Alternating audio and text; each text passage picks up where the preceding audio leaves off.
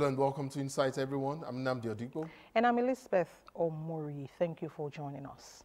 Well, drawing from some of the issues raised during the 6th Legislative First Ordinary Session of the ECOWAS Parliament in 2024, I will in the coming days follow up on some of the issues raised in the course of its plenary. However, today, my focus will be on the regional response to substance abuse and narcotics trafficking in West Africa, the factors driving the trend, the effects and impact on the youth in the sub-region, and importantly, the way forward. How about you, Elizabeth? Yes, of course, as we all know, the world will be watching as world top athletes converge on Paris for Paris 2024, and Nigeria will also be making an appearance. And we decided to talk to a stakeholder in weightlifting to see if Nigeria will top the table this time around. Very well then. That promises to be an interesting conversation. Let's get the program started. Whatever the issues are, the National Assembly is constitutionally empowered to scrutinize, however complex or intricate. We have involved all the academia, the members of the academia. We have involved the academies. Be it government policies or in fact any issue of public concern. Our job is to help you gain clarity and make sense of it all. This is not really healthy for our democracy. There's a lot of aggrievance in terms of who has been in power longest and who becomes the governor of the state. It's also in the quality of food being consumed. After all, perception is insight. And gaining understanding is also getting insight.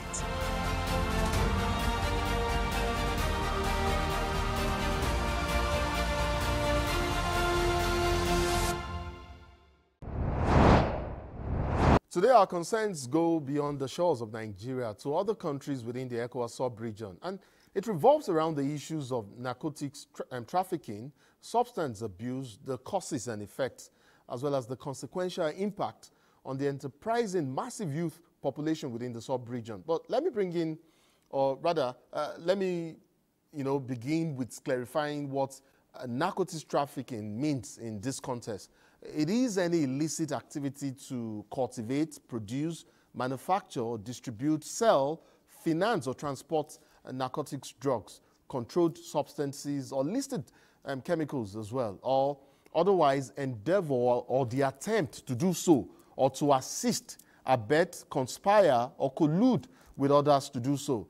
As a matter of fact, that's the encyclopedia definition of narcotics trafficking. The truth of the matter is that narcotics trafficking apparently has more defining impact within West African region and continues, to remain a huge source of concern.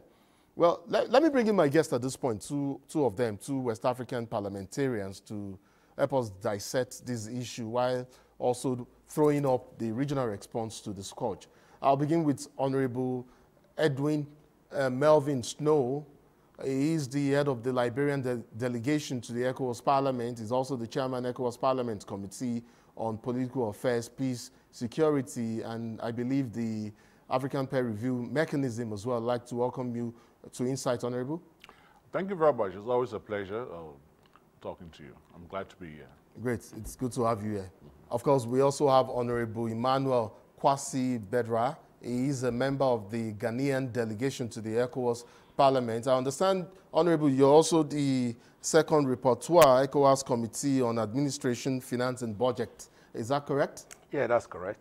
Wonderful. I'd like to welcome you as well to Insight. Welcome. Thank you. Thank you very much, my brother. And thanks so much for inviting us to be part of the panel to discuss issues that are, concerned germane, of course. And I mean, these are critical issues, critical to the survival of the sub-region, as it were. Gentlemen, it's good to have you both here in the studio with us in Nigeria. I'm sure you've had a pleasant time during your plenary, yeah.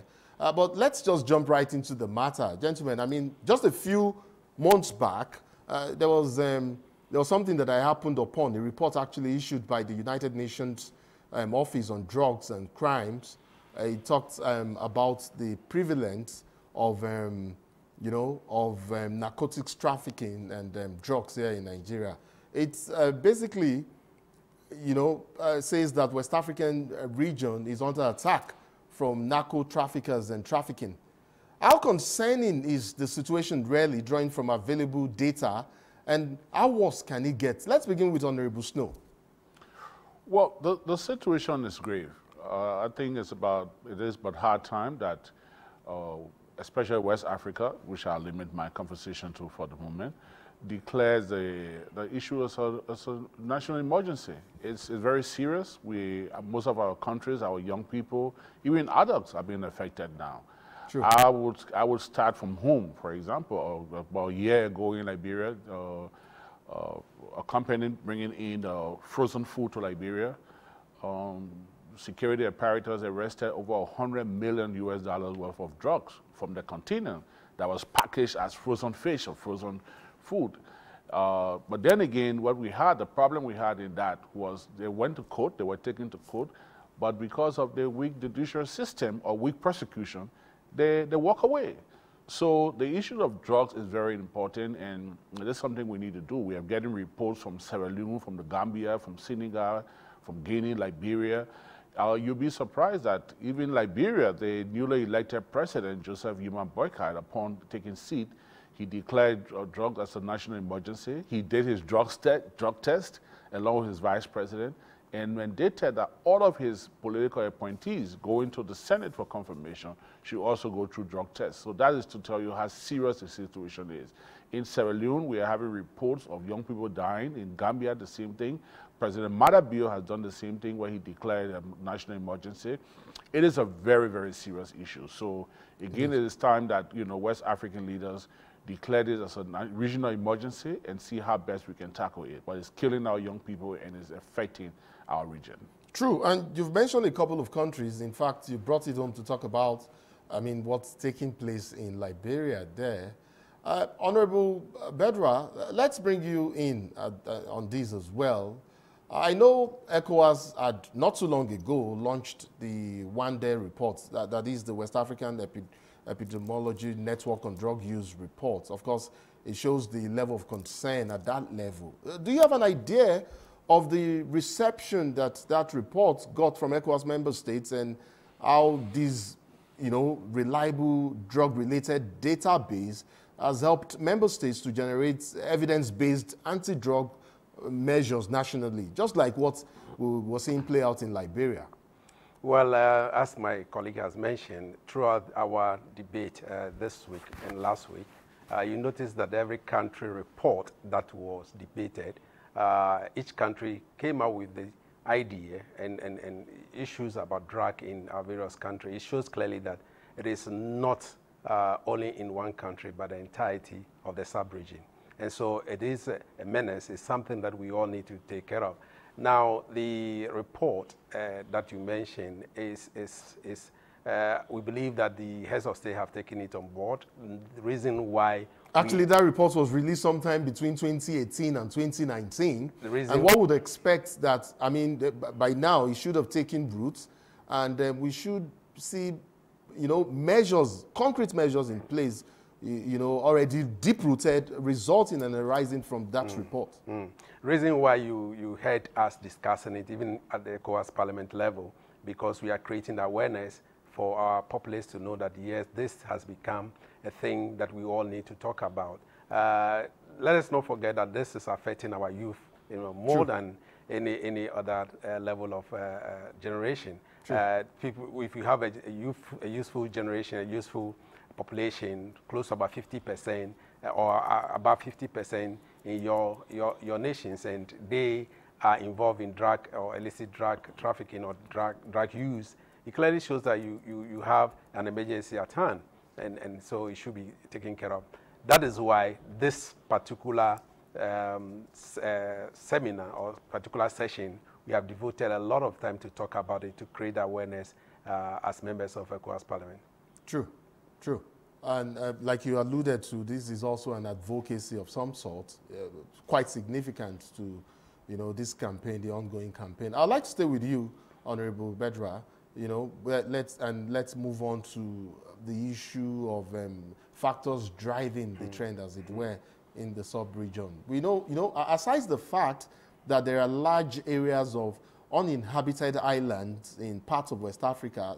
We'll take the ones in Guinea-Bissau, for instance, which are suspected to ease transit and, you know, make detection a lot more difficult. I wonder if the vulnerable political environment in the sub-region isn't even more of a significant contributor to the crisis, because criminal networks take advantage of insurgency activities, you know, and political unrest to operate.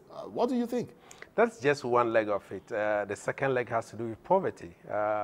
Take, for instance, if you have a climate where the youthful populations are not working and they don't have anything to do, and they want to feel high, they want to, you know, have a sense of belonging, and somebody, you know, directs them to begin to use drug.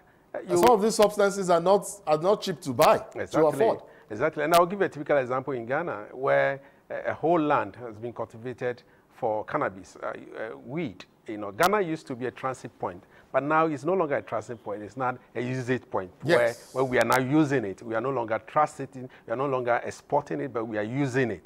And so if you have a country where the youthful population are not working, there's poverty, there's lack of job opportunities of people, people will find their own way of creating job by, you know, if they know that this is lucrative, I'll go and also farm, you know, narcotic drugs, farm wheat.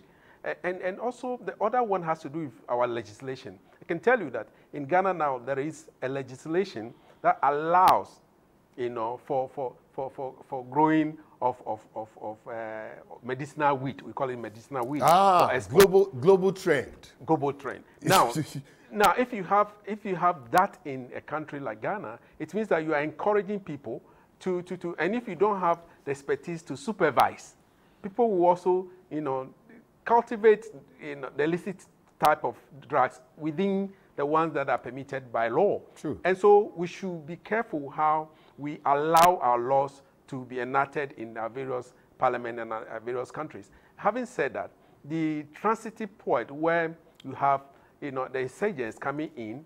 Honorable Bedra, I'm sorry to butt in here, but I think I would, not that I think, I would like to take you back to the issue that I raised, even though you said it's just a leg of it. The political aspect of it, and the fact that political unrest and, you know, exacerbates or gives room for criminal networks to also operate. Areas, and you know, we have large, along the Sahel, even here in Nigeria, we have areas that insurgents operate and they take advantage of the political unrest. Say, just along the Sahel, you know what and how that region is politically.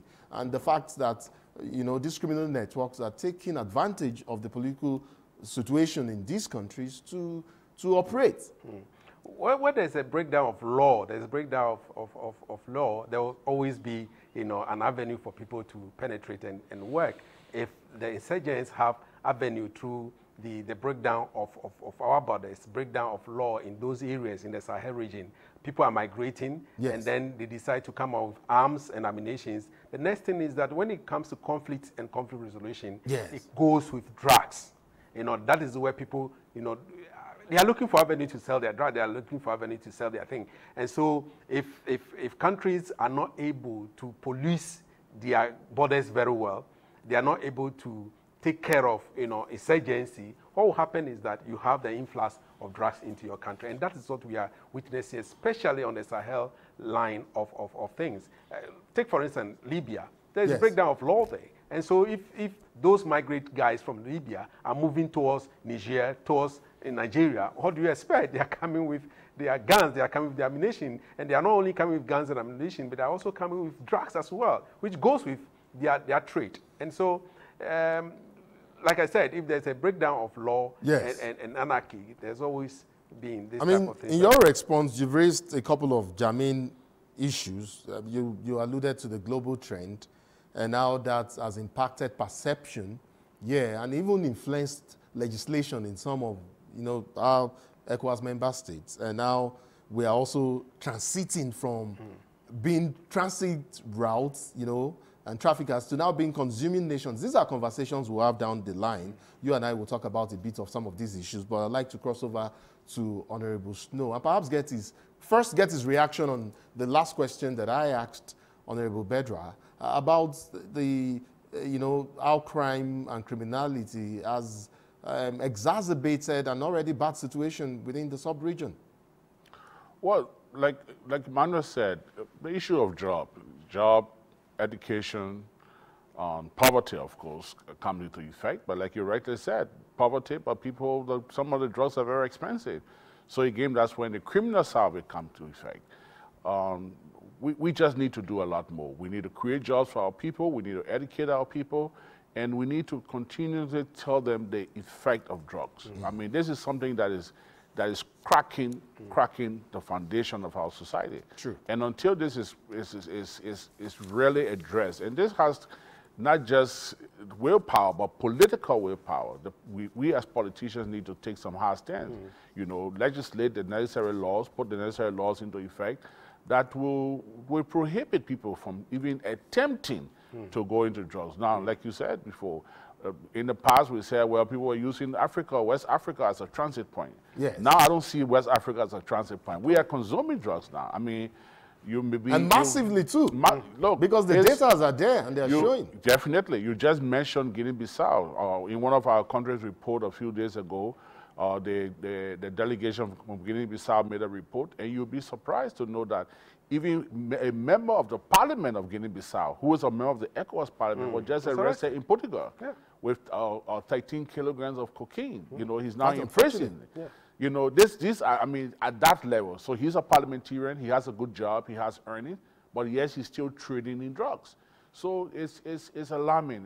This is a rude awakening for our region, and we really, really need to. Our students, I mean, again, where I come from, I like to always take it home. You know, people sell everything, go into homes, break into homes, and the proceeds of the criminality is to go and buy drugs.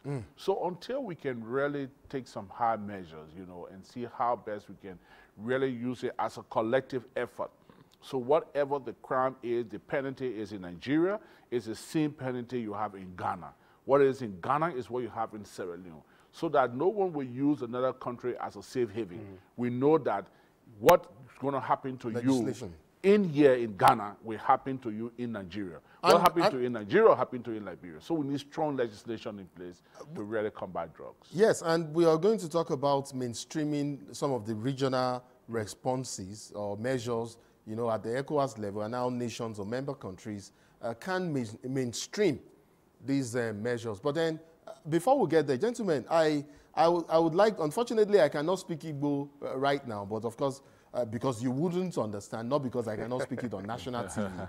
But I would have spoken a proverb in Igbo, but I would do the literal translation in English, and then we'll move forward. It says in English that a man needs to know, this is me paraphrasing anyways, that a man needs to know where the rain is beating him, started beating him from, to know where the rain stops. What it means is that you need to know the source of your problem before you know how to solve it. So, having said that, I would like to take us back, you know, to this issue and the fact that, you know, we may not be able to completely remove the continent's past and well-known history of drug cultivation, production, trade, and consumption from this whole mix. Knowing what we know about indigenous plants and herbs with psychoactive effects, such as cannabis, resin, and kats that is used in East Africa, these are they've been used traditionally for centuries in parts of the continent.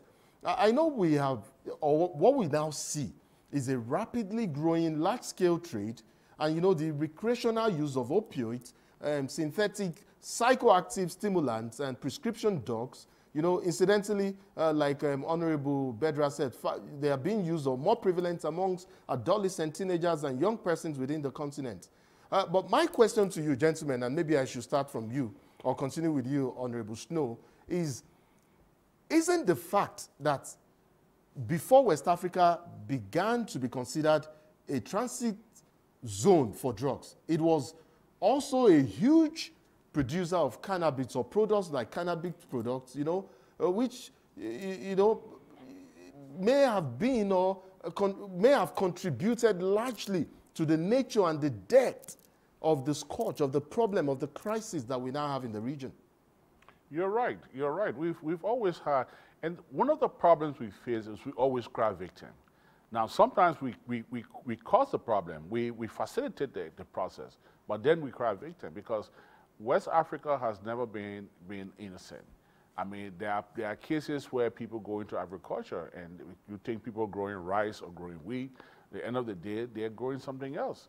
So we've always had such a problem. And again, until we can really look at, where we're going to hit this problem the hardest and how can we have the political willpower to do certain things, we're going to continue to have this problem. Because, look, I live in a country where drugs has taken over more than 70% of the young population, of the youth population. It's bad.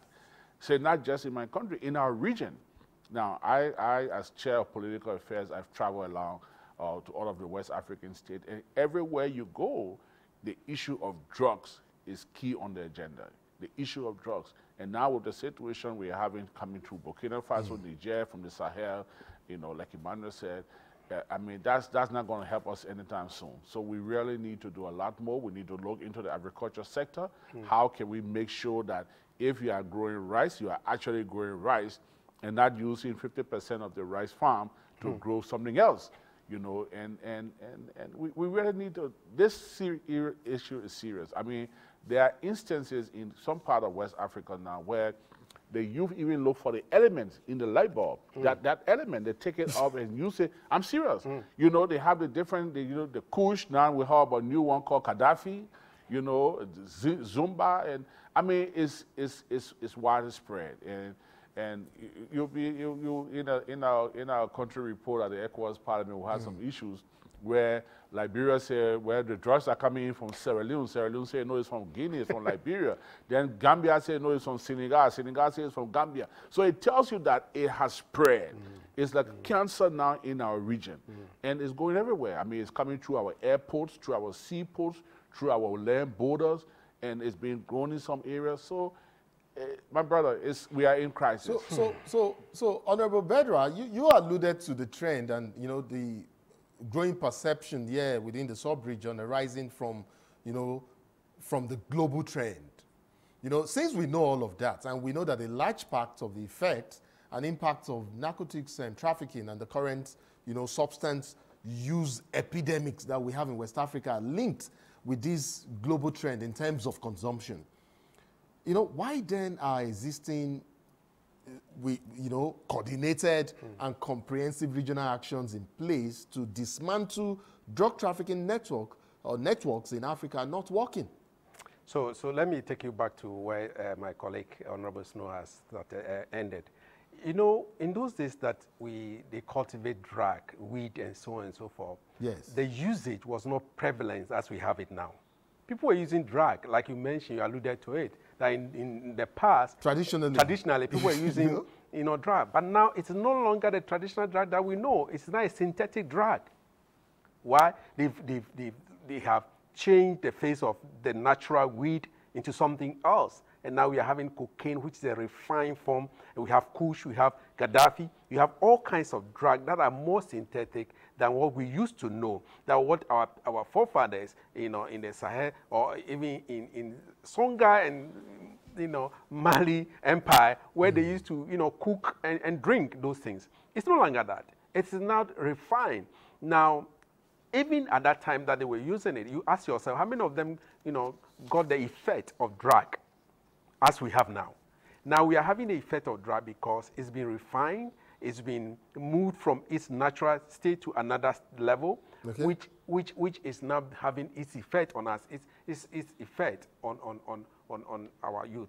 And so, as answering your question, it means that drug has a movement plan. Now, if you push drug makers and drug consumers to one level, they'll move to another level. And so you need, as enforcer, we also need to realign our plans. Exactly. You need to be ahead of them. You need to be ahead of the pushers, the users, and even the traffickers. The pushers are those who sell.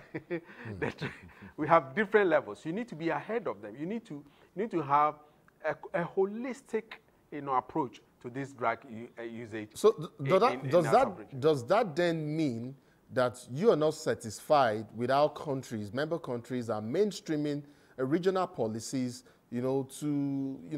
for anti-drug, policies or campaigns in their countries. Is that what you're meaning? When you say that we need to be proactive, but that doesn't seem to be happening, even though we've taken decisive measures since 2018. If you have taken decisive action, by now would have kept the increase of drug. Decisive action that I mean is having released the regional document on this scourge since 2018 at least. You have released the document, but still it's in the rise. So what do we do as regional leaders? What do we do as members of parliament? What do we do as president? What do we do as heads of state? What do we do as enforcers? What do we do as people who needs to? We need a paradigm shift completely from this, having ticking the dot, the boxes. Yes, indeed we need to tick. Oh, have we done this? Yes, we've done it. Have we done that? But still it's in the rise. What do we do as a people? We need to have a holistic approach to this drug issue. Honorable Snow, your colleague said we need to have a holistic approach to this issue. How holistic? It boils down to what I just said. We need strong legislation. Where could you start this from? The ECOWAS Parliament. The ECOWAS Parliament is where the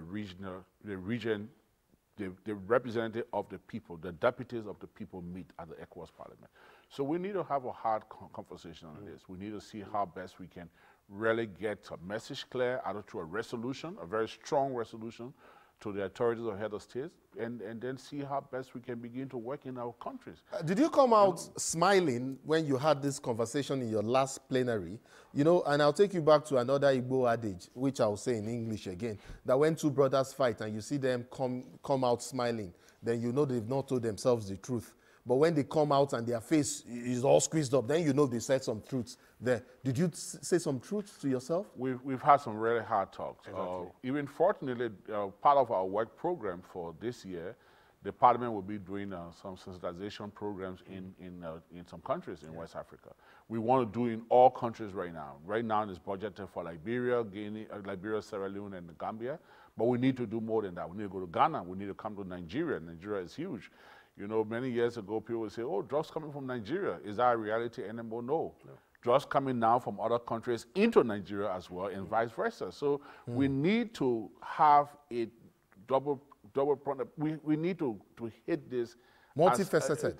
That's definitely. So it cannot be, relying on one jurisdiction or one country. And like I said, the thing about drugs, they fight back, and they fight back so hard. Yeah. So if you're fighting drugs, you need to equip the security apparatus, you need to equip the law enforcement, of course, and the judiciary. Because there are instances where the guys that are responsible to combat drugs are even some of the guys that sell drugs. Yeah. Are even some of the guys that are into it. So it's a whole, it's a big network. It's a cartel of, and until we can find a real African approach. Not one of those things you say, oh, he has to go to court, he has to face due process, he has to prove innocent. If you caught someone with drugs, taking in drugs, and we have to go through all of the bureaucracy, in putting this person to jail or sentencing them, they spend a lot of money. The drugs dealers have a lot of money. They have more money than you. True. So if you are working against them, you're working it's like working against the devil. The devil has power, the devil fight. And so are the drug dealers. They have power, they fight, and you must be able to double or triple whatever they have to be able to combat, to be able to defeat them. Honorable Stowe, you and I will talk a lot more about how influential these drug traffickers can be and how they escape, justice, or how they escape the law sometimes. But let me just cross over to Honorable Bedra. And we're seeing, from our conversation and from, part of the issues that we've thrown up here today, we're seeing some disturbing public health and socioeconomic consequences of illicit drug use in the sub-region. And there are rising cases of people who are drug dependent. We have people with mental health issues. Across not just in any, but across the sub-region. We're seeing cases of rising violence, arising from, you know, people who have used these psychoactive substances and who engage in criminal and nefarious activities. Well, even seeing suicide. You know, suicides are rising from drug usage and people who have become drug dependent and, you know, who become junkies and end up taking their own lives. Sure. You know, so we've also seen a rise, you know, in merchants of fake medicinal products, people feeding off, you know, the habits of, you know, feeding off these habits, negative habits that we talked about to flood the region with illicit drugs.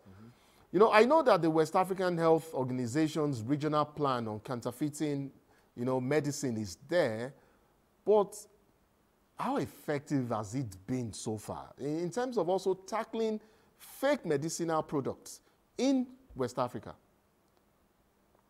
Honorable Bedra, yes. Yeah, sorry. Well, WAHU has been effective in his own right and his own way. We all know that the purpose of establishing it is to regulate and also have surveillance over drugs and health as a whole. Unfortunately, I shudder to say that there are no resource enough. They are not well resourced enough. They don't have the equipment that needs to do surveillance. In our debate recently at the ECOWAS Parliament, I mentioned that if we need support from outside the shores of Africa, we need to request for that support. If we know we cannot fight it headlong, why don't we request for support from outside our jurisdiction? There are other countries that are also fighting drugs, and they have requested, you know, for our support one way or the other, where they come here to study us, how we do things, and then they go back to fight us, you know, when we are bringing drugs to their country. So why can't we also ask for support, request for support, go out there, look for equipment that needs to have surveillance, and also equipment that can support all of us. Having said that, if you look at the trend, you know, of the way things are going, if we are not careful, our useful age will get to a point where if you are not careful, they will completely overtaken by drug. True. It's not about one nation. It's not about Nigeria. It's not about Ghana. It's not about, now it's the entirety of the sub-region. And I'm sure that it's going beyond the entirety of the sub-region to East Africa, Southern Africa, and Northern Africa. But you ask yourself, if you go to the Northern Africa, why is it that North Africa, when you are caught with drug, not because they have any religious, rules, but when you are caught, you are sentenced to death. And I'm happy my colleague had mentioned that in their country. Do we need to be more? Do we need to be harsher with the penalties? That's what I'm coming to. If my colleague's president, for instance, in Liberia, the current president of Liberia, can subject himself for a drug test, and all his ministers can subject themselves to a drug test, I don't see why we here in ECOWAS Parliament cannot subject ourselves. And make that a standard. Make it a standard. And every parliament should subject its members to drug tests. That is the first leg. The second leg, even leaders, you know, heads of state should also subject themselves to a blood, drug test. And ministers of state should also subject themselves to drug tests. If you are taking a political office, you should subject yourself so that. And also the judiciary, where he mentioned, we should also subject them to drug tests. Because you see, you'll be fighting drug only to find out that even those who are supposed to fight it are the users. Quite unfortunate.